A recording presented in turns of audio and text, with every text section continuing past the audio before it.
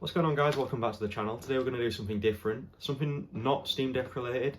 The guys at Banggood actually reached out and said they wanted to send me a couple of Anbernic devices to review for the channel, so I thought, yeah, damn right, Anbernic's got a good reputation. I know some of their newer stuff is a bit hit and miss, which is what we're kind of going to look at today and discuss.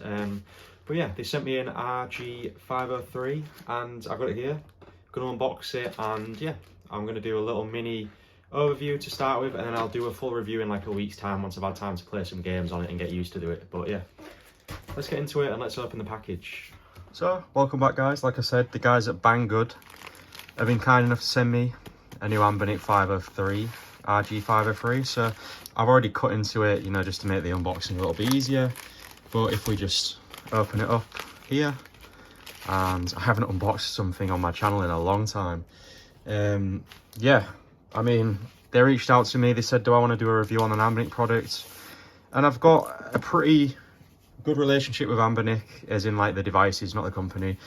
They've worked really well for me. This has been my my driver for a long time. It's a RG503. As you can see here, it's currently out of charge, but I was playing a Pokemon ROM hack on it. It's been really good for me. This is the metal version, so it's got a really nice feel to it. Very premium. And yeah, it's just been great. So when they said that they were going to send me an Anbernic, I was like, give it to me now. I mean, Anbernic are kind of like the kings of the handhelds, you know, like these emulation devices. So when I heard they had a new product out, I definitely wanted to check it out. This is the model with the OLED display. I'm going to throw some specs on the screen for you now.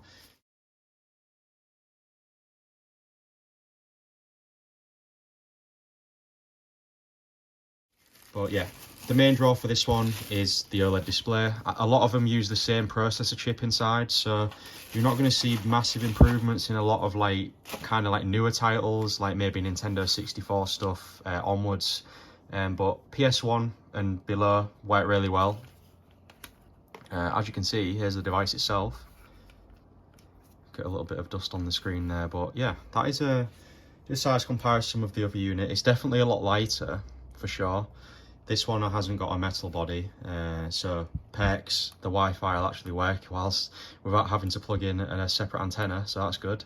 And yeah, it's just overall lighter. So as nice as this feels, the fact that this is lighter, it makes it more portable, I guess. As you can see from the device, got the nice blue colour. Comes in two colour options, blue and black. Has quite a cool textured grip feel on the back as well. I don't know if I can get that in focus.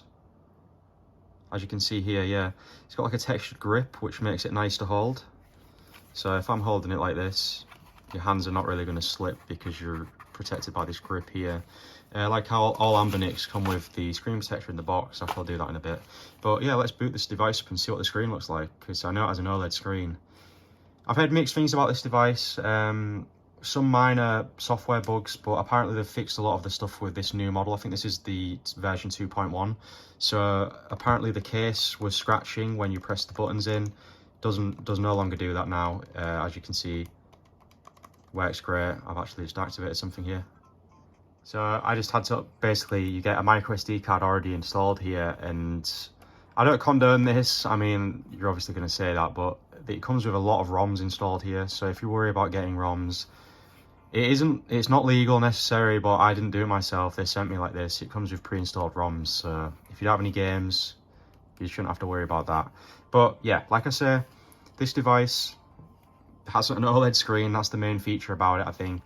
The control scheme, it fits nice in the hand, as you can see here. My hands aren't exactly massive, so I know people with big hands are going to struggle a little bit with this, but if you used an Anbernic before, then you have kind of like a good idea of how it fits in the hands. I definitely say it fits nicer in the hands than this one. This one's got more of a squared grip. It fits nice in the palms, but because it's got such a narrow, it's not very wide. Although it does have these nice rubber grips, it's still a bit cramped, but the aspect ratio of this screen makes it really good to play like Game Boy Color-esque games, Game Boy games, etc. Anyway, back to this one. I don't know if you can really tell on the video, but this screen is crisp, extremely crisp here. It's an OLED screen, so literally zero backlight. except from the pixels which are lit up individually. Yeah, I have to say guys, although it doesn't look like it gets extremely light, like the nits, I think it runs at around 300 nits, so it's not the brightest OLED screen, but as far as OLED goes, it's extremely crispy. I'm guessing that's due to the size of the actual screen itself. I'm pretty sure these guys are using similar screens to the PS Vita as well. I'm sure they're Samsung manufactured. But yeah, some of these splash screens looking amazing, holy shit. I'm a bit shocked at how crisp this screen looks. The colours are extremely vibrant.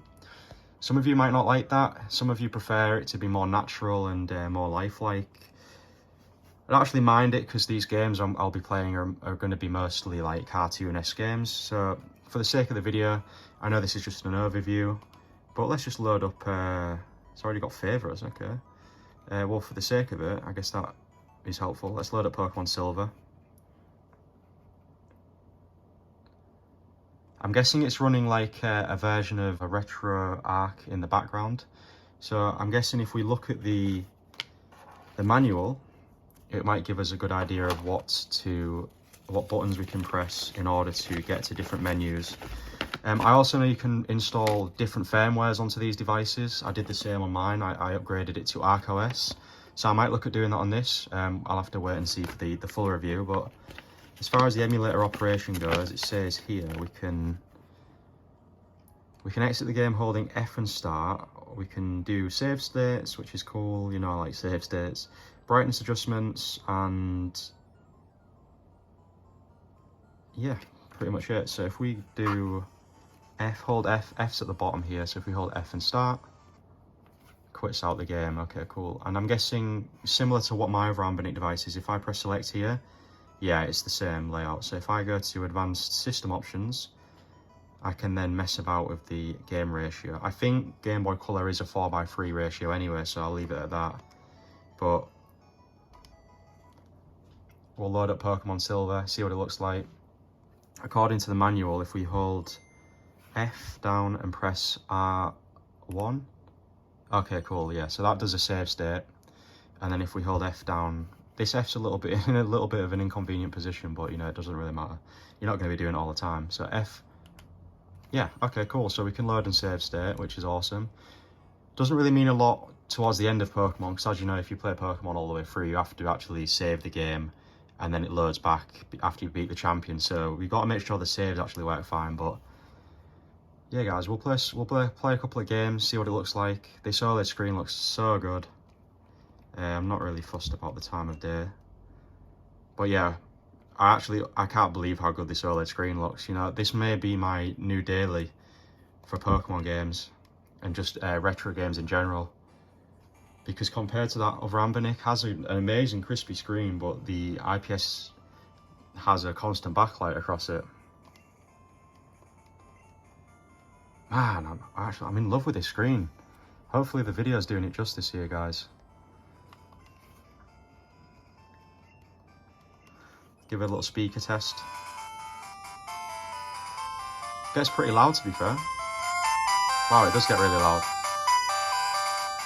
I can see, there's no way I'm never going to need to play it in that kind of brightness, but in that kind of volume, but I can see having it too loud might make the audio a bit tinny sounding, so if you keep it at like 50% volume, I doubt you'll want it any louder than that anyway, so.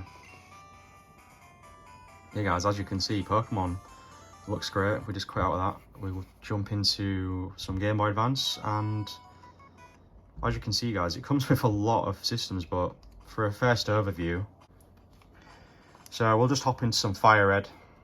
I'll play some games over the next week and I'll hit you back with like a full-on review of the device. But yeah, at the moment, controls feel solid, games look really crispy on this screen. If it performs anything like my other Anbernic device, I'm going to be happy with it.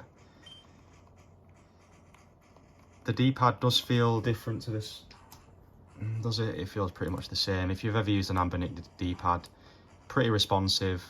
Doesn't exactly feel mushy, has like a slight shallow click to it.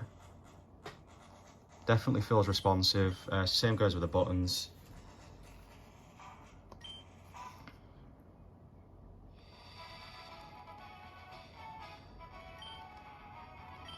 There is actually a fast forward feature here. It says you need to hold F and L2 at the same time. So if we might be able to fast forward through Urk's speech at the start here. There we go. Maybe turn the sound down a bit. We might be able to get through the speech a bit quicker. But yeah, I mainly use my Anbernic to play Pokemon ROM hacks. I had some really good times playing Pokemon Unbound. That was a great ROM hack. I'm currently trying to get Pokemon Insurgence running on the Steam Deck. I'm not having much luck at the minute, but I'll get back to you guys if I manage to get it running. But because you have to install it via like a Windows install file system, it's hard to find the specific file through the Linux file directory. But we can keep having a go on it. It should work eventually. But yeah, as you can see, guys, the Anbernic 503, I'm going to have a lot of fun with this, I think. I'll get back to you guys with a comprehensive review next week at some point. But yeah, thank you to Banggood for sending me it. I'll leave the link of the device in the description. And yeah, if you want to check it out, have a look. And if you want to know anything for the future or for the review, let me know. If you want to see any games played on it, let me know in the comments. But yeah, there you go, guys. Sorry it wasn't massively in-depth gameplay, but I just wanted like a quick overview on the device. And yeah, there you go. I'll speak to you guys soon.